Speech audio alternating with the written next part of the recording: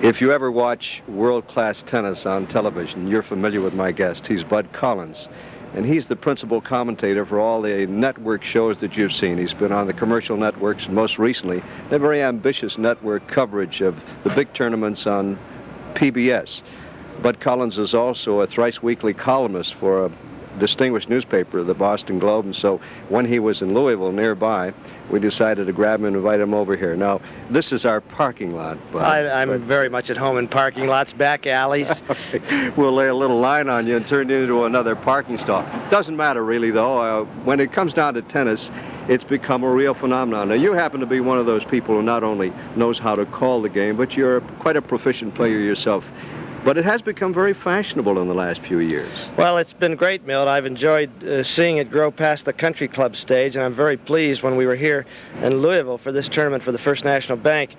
The beautiful public park you have with clay courts. It's the finest I've seen as a public park in my experience in America, although I understand Atlanta and a couple other cities match up to it. Certainly better than anything we have in Boston, I say jealously. You know, there's been somewhat of a brouhaha about sports broadcasting, about who the sports broadcaster belongs to, the team, and so he can't say anything bad about a particular baseball or football player. What appeals to me about the commentary that you and your associates do on doing national tennis is your outspokenness without being malicious about the weaknesses of the various players. Well, I hope we're not malicious because I'm fond of all the players, but I think we just say if they're lousy, we say they're lousy, Milt. And I suppose in fairness to my colleagues who do the team games, we aren't owned by a particular team. If you broadcast the Boston Red Sox, you're paid by the Boston Red Sox and they pass approval on you, and so you'd better be nice about the Boston Red Sox. Here, the players are all individuals, and so we treat them as such. It's more like boxing, really, and there are no vested interests, and I like it that way because I'm a reporter first, and I like to tell you what I'm seeing, and if I think it's lousy, I have to say so. I may be wrong. You know, it's uncommon for a sports writer, I guess maybe Ed Sullivan is the biggest exception to that, for a writer to become famous on the big tube. And you have combined both media. You're a writer, and people wouldn't know you until you came on TV. Does that measure of glory gladden your heart? Oh, of course it gladdens my heart. I'm a ham like anybody else in this business, but I suppose I'm a little saddened that the television exposure brings you to attention more than my writing does, because I really take greater pride in my writing. I find television something I do rather easily, and you know it's better than working for a living, Milt. And the writing I consider very hard work, and of course that's only seen by a very limited audience, and nobody knows you. In Boston, I'm known as a writer, or by people who read tennis publications, but once your face is on that tube with several million people, people say, yeah, I know you, and all I've done is tell somebody what the score is in a tennis match. So television is sometimes disheartening that way, but I don't knock it. I'm glad to be recognized. But what about the bad boys, so-called, of tennis? You get Jimmy Connors, who sometimes is, whimsical character and loses temper or play around. You've got Nastasi, who's known as the Peck's bad boy. I realize they make a broadcaster job more interesting, but do you have a personal feeling about them? Well, I think that, first of all, we've been in the grips of the so-called amateur feeling in tennis for way too long. You know, it hasn't been an amateur game probably for 50 years, but they kept calling it an amateur game when they were paying players under the table.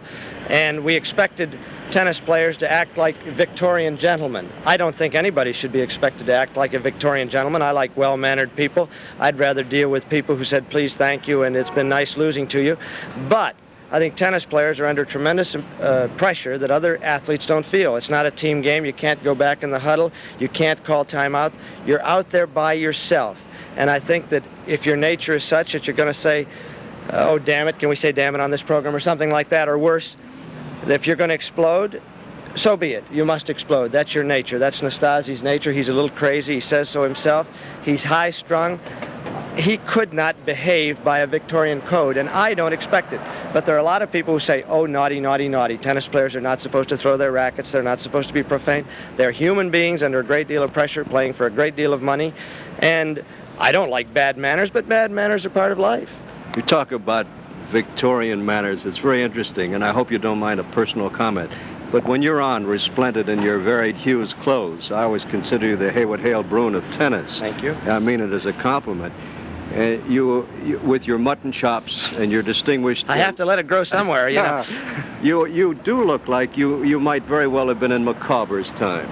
Well, that's nice of you to say. I like to think I know how to put on some clothing, but and I do like tradition that tennis goes back to the 1870s. And as I say, I would rather probably have it be a nice place with a grass court, serving tea, taking time out.